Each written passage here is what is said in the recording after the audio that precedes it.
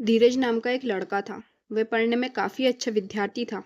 उसने देश के सबसे अच्छी इंजीनियरिंग कॉलेज से इंजीनियरिंग की थी। उसका प्लेसमेंट भी अच्छी कंपनी में हुआ। उसके आस पड़ोस के लोगों ने कहना शुरू कर दिया था कि चूंकि धीरज बहुत ही अच्छा है पढ़ने में, तो उसे आईएएस परीक्षा की तैयारी करनी चाहिए। माता पिता का भी यही मानना था। यह सब सुन सुनकर धीरज अपने जीवन में दबाव महसूस करने लगा। एक दिन उसने सोचा कि मैं नौकरी छोड़कर आईएएस परीक्षा की तैयारी करता हूँ, और उसने ऐसा ही किया। आईएएस परीक्षा में उत्तीर्ण न होना, कई वर्ष बीत गए, परंतु वे आईएएस परीक्षा में उत्तीर्ण नहीं हो पाया। अब उसके सारे प्रयास असफल हो चुके थे, और अब वह इस परीक्षा में बैठने के लिए अयोग्य हो चुका था, क्योंकि अब उसकी उम्र 32 वर्ष हो चुकी थी। अब ना तो वह इंजीनियरिंग में वापस जाना चाहता था, और ना ही उसका मन किसी और सेवा की परीक्षा या नौकरी में लग रहा था। वह बहुत ही तनावपूर्ण रहने लगा। अब बात बस इतनी सी नहीं थी, क्योंकि उसने आईएएस परीक्षा में सफलता नहीं पाई। अब बातें बहुत सारी थीं। दूसरी नौकरी की सोच भी उसे परेशान करती थी। अपनी असफलता को वह स्वीकार नहीं कर पा रहा था। लोगों का बदलता रवैया। लोग पहले ये कहते थे कि धीरज, तुम पढ़ने में अच्छे हो, तुम्हें प्रशासनिक सेवा की तैयारी करनी चाहिए।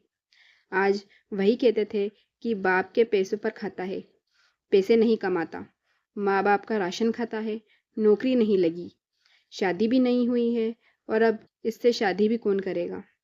शादी के लिए इसकी उम्र भी ज़्यादा हो गई है, और जब नौकरी ही नहीं तो फिर शादी कैसी। माता पिता भी उसकी असफलता से तनावपूर्ण रहने लगे थे। उनका व्यवहार भी अपने बेटे की तरफ अच्छा नहीं था। वो ऐसा जानबूझकर नहीं करते थे। उन्हें भी समाज के लोग जो सुनाते थे, उससे वो लोग विचलित हो जाते थे, और इसका असर उनके व्यवहार में दिखता था। इन सब से धीरज का जीवन के प्रति नज़रिया बदलने लगा। तनावपूर्ण होता धीरज, उसका व्यवहार बदल गया। वह सदैव तनावपूर्ण रहने लगा। उसके अंदर हर प्रकार की असुरक्षा की भावना जन्म लेने लगी। फिर उसके दोस्तों ने समझाया कि जो विकल्प अभी तुम्हारे पास है, उस पर ध्यान दो। जो समाप्त हो गया है, उसे जाने दो। बहुत समझाने के बाद भी धीरज फिर से दूसरी परीक्षाओं की तैयारी में जुट गया। 1 साल के अंदर ही उसे सरकारी नौकरी भी मिल गई, परंतु उसका व्यवहार न बदला। वह सदैव परेशान रहने लगा। धीरज सदैव तनाव में रहता कि ये होगा कि वे होगा, ऐसा ना हुआ तब क्या होगा। कुछ समय पश्चात उसकी शादी हो गई। उसकी धर्मपत्नी एक अच्छी महिला थी, जो कि शहर के ही एक बड़ी कंपनी में काम करती थी। कुछ समय बाद उनके जुड़वा बच्चे हुए, एक लड़का और एक लड़की। बाहर से देखने में धीरज का जीवन पूर्ण लगता था। अच्छी नौकरी, अच्छी पत्नी, प्यारे प्यारे 2 छोटे बच्चे, और क्या चाहिए एक आदमी के जीवन में। परंतु इन सब के बीच धीरज सदैव तनावपूर्ण रहता था। जब भी बच्चे किसी बात पर झगड़ते, हल्ला करते, तो उसे लगता ये कितने अशिष्ट हैं। उन्हें ज्ञान सिखाने के बजाय वह सदैव यह सोचता कि वे ऐसे क्यों, जबकि उसकी पत्नी उसे समझाती हुई कहती थी कि बच्चे हैं, झगड़ा हल्ला तो करेंगे ही। तब उसे लगता था कि उसकी पत्नी कितनी कामचोर है। वे बच्चों को संभालने के बजाय मुझे ये ज्ञान दे रही है। जब कभी उसकी पत्नी अपने दफ्तर से देर से घर आती और कहती आज का खाना बाहर मंगवा लेते हैं, तो वह सोचता ये कैसी है, अपनी जिम्मेदारी नहीं उठाती है, बस बाहर घूमना इसे अच्छा लगता है। पर वह कभी नहीं सोचता था कि उसकी पत्नी हर दिन अपने दफ्तर के साथ घर का सारा काम, बूढ़े सास ससुर और बच्चों को भी संभालती है। अच्छी बातों को वह देख नहीं पाता था, बुरी बातें और समस्याओं से सदा तनाव में रहता था। उसे सब में गलतियां दिखती थीं। वर्षा ऋतु के समय पानी की बूंदें उसे दुखी होता था, परंतु हरियाली नहीं देख पाता था। ठंड के समय प्रकृति को ठंड के लिए कोसता, परंतु मीठी धूप को नहीं सहराता। उसकी इस प्रवृत्ति से चलते उसके प्रकृति और नियति में भी काफ़ी कमियां दिखना शुरू कर दिया। सदैव तनावपूर्ण रहता हुआ उसने एक दिन सोचा कि मैं इन सबको छोड़कर कहीं दूर चला जाता हूँ, तभी मुझे तनाव से मुक्ति मिलेगी। यही सब सोचता हुआ वह अपने दफ्तर से घर की ओर आने के लिए गाड़ी में बैठ गया। गाड़ी में बैठकर जाने लगा तो उसने देखा कि शहर के एक बड़े से साधु बाबा आए हैं। उनका नाम उसने पहले से भी सुना था और उनमें विश्वास भी रखता था। उसने ड्राइवर से कहा कि ड्राइवर, ये गाड़ी तुम शिविर में ले चलो। मैं साधु बाबा से अभी मिलूंगा। सरकारी नौकरी में उच्च पद पर पदस्थ धीरज बाबू के लिए उनके शहर में आए साधु बाबू से मिलना कौन सी बड़ी बात थी। नाम तो उनका धीरज था, पर बड़े ही अधीर थे। नियम, कानून, लाइन को तोड़ते हुए, अपनी सरकारी शक्ति को दर्शाते हुए बाबा के पास पहुंच गए। साधु बाबा से मिलना और तनावपूर्ण जीवन का हल ढूंढना। बाबा के पास पहुंचकर हाथ जोड़कर बाबा से कहा, मैं बड़ी तकलीफ में हूँ, बहुत ही तनावपूर्ण है मेरा जीवन और मैं तनावपूर्ण जीवन का हल चाहता हूँ। मुझे अपनी शरण में ले लो। मैं अपने घर में नहीं रहना चाहता। आप कहो तो मैं नौकरी छोड़ दूंगा। मैं तनावपूर्ण जीवन से थक चुका हूँ, मुझे इस तनावपूर्ण जीवन से मुक्ति दे दो। बाबा ने मुस्कुराते हुए पूछा, सब छोड़ दोगे तो जाओगे कहाँ? धीरज कहने लगा, बाबा आपका तो इतना बड़ा आश्रम है, मुझे रख लो वहीं पर। साधु बाबा ने फिर मुस्कुराते हुए कहा, वे सब तो ठीक है, परंतु जिस चीज़ को तुम छोड़कर जाना चाहते हो उसे साथ लेकर नहीं जा सकते। धीरज ने बाबा से कहा, मैं नहीं समझ पाया बाबा, आप क्या कह रहे हैं? बाबा, तुम तनाव को लेकर आश्रम नहीं जा सकते। तभी धीरज तपाक से बोला, बाबा मैं जानबूझकर तनाव में थोड़ी रहता हूँ। समय समस्या नहीं चाहता। मैं नहीं चाहता कि मुझे तकलीफ हो, कष्ट हो, मैं बार बार इन बातों से सोचूं। मैं नहीं चाहता कि मुझे तनाव हो, परंतु अब ईश्वर से मेरे जीवन में इतना तनाव ही लिख दिया है कि मैं इससे हार चुका हूँ। मुझे अब इस तनावपूर्ण जीवन का हल नहीं मिल रहा। क्या सिर्फ तुम्हारे ही जीवन में तनावपूर्ण है ढूंढ रहे हो?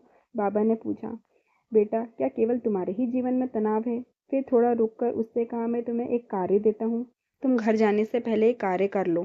धीरज को बाबा में आस्था थी, तो उसने कहा हाथ जोड़कर, जी बाबा बोलिए। तो साधु बाबा कहते हैं, सामने मेला लगा है, तुम उस मेले में जाओ और वहां से कुछ ऐसे लोगों को पकड़ कर लाओ जिनके जीवन में तनाव नहीं है, और सुनो, कम से कम एक को जरूर लेकर आना।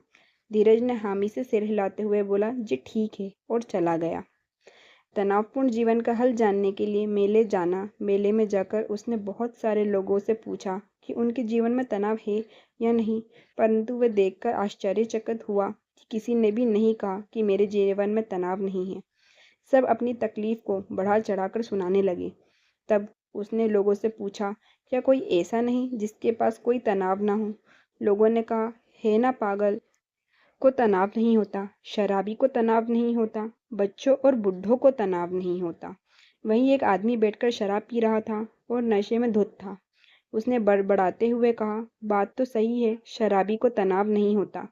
हमें क्या पड़ी है, कहाँ क्या हो रहा है, बस इतनी सी चिंता रहती है कि आज दारू का जुगाड़ कहाँ से होगा, कहाँ से पैसे मिलेंगे कि मैं बोतल खरीद पाऊंगा। ये सुन धीरज को लगा कि इस शराबी के जीवन में भी तनाव है। तभी वहां बैठा बुढ़ा हंसने लगा और बोला, हाँ शराबी का जीवन अच्छा है, उसे तो सिर्फ इस बात की चिंता है कि दारू की बोतल कहाँ से मिलेगी। हम बुढ़ों से पूछो, इस उम्र में हाथ पांव तो चलते नहीं, खाना क्या खाएंगे उसकी भी चिंता रहती है। उसकी बात खत्म भी नहीं हुई थी, वहां पर एक पागल हल्ला करता हुआ आया।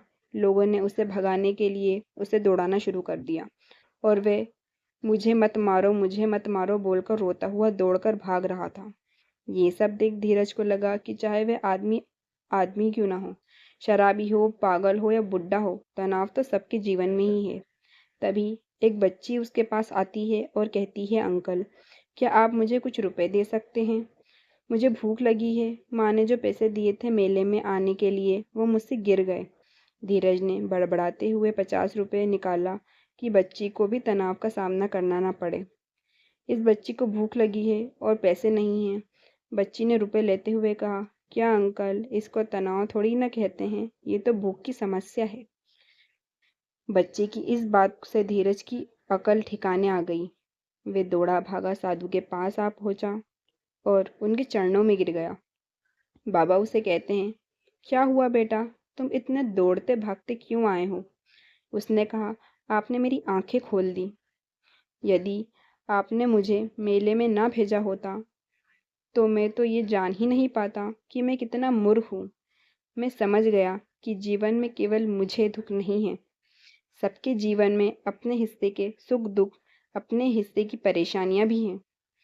चाहे बुढ़ा हो, चाहे पागल हो, चाहे अपाहिज हो, चाहे बच्चा हो या जवान हो, सबके जीवन में अपने अपने हिस्से का सुख दुख परेशानियां। और तो और मेरी आंखें तब खुली कि खुली रह गईं जब एक बच्चे ने बताया कि तनाव तो कोई समस्या है ही नहीं, समस्या तो भूख है। और मैं आज तक समझता था कि तनाव मेरी समस्या है। यदि मैंने अपनी समस्याओं का निवारण किया होता, तो मुझे कभी तनाव नहीं होता। ये सब सुनकर बाबा मुस्कुराते हुए उसकी पीठ थपथपाने लगे। धीरज ने बाबा से कहा, परंतु अभी भी एक प्रश्न मेरे मन में शेष है। बाबा जी, हम हर समस्या का निवारण तो नहीं कर सकते, तो क्या उसकी वजह से हमें तनाव नहीं होगा? बाबा बोले, इतनी बात समझ गए हो तो तुम तो ये भी समझ लो, पुत्र की समस्या केवल लंबित या अपूर्ण कार्य या मंशा ही नहीं होती। कभी कभी जब परिस्थिति और मन की स्थिति में भेद हो, तब वे भी समस्या है। कभी तो समाधान समस्या का निवारण है, और कभी कभी मात्र स्थिति परिस्थिति को स्वीकार लेना भी अपने आप में निवारण है। बाबा की बातें सुन जीवन में तनाव से मुक्ति का ज्ञान पाकर धीरज अपने घर पर चला गया। आज उसने ये जान लिया था कि तनाव उसके अंदर है। तनाव कोई समस्या नहीं है। समस्या आने पर तनाव में नहीं आना चाहिए। ये एक मनोस्थिति है, उसका समाधान करना चाहिए। यदि मंशा के विरुद्ध कुछ घटित हो रहा हो, तब तनाव उत्पन्न होता है। इसलिए मनुष्य को चाहिए कि अपनी समस्याओं का निवारण करे और विपरीत परिस्थितियों में धैर्य रखते हुए परिस्थिति के अनुकूल चले। दुनिया में कोई भी ऐसा मनुष्य नहीं है जिसके जीवन में समस्याएं ना हो, परंतु उन समस्याओं का वजह से तनाव में रहना या नहीं रहना, ये मनुष्य का अपना चुनाव है। अपने जीवन में सतर्कता से चुनाव करें। दोस्तों, अगर ये हमारी कहानी आपको अच्छी लगी हो तो हमारे चैनल को लाइक करें, सब्सक्राइब करें, शेयर करें। Thank you.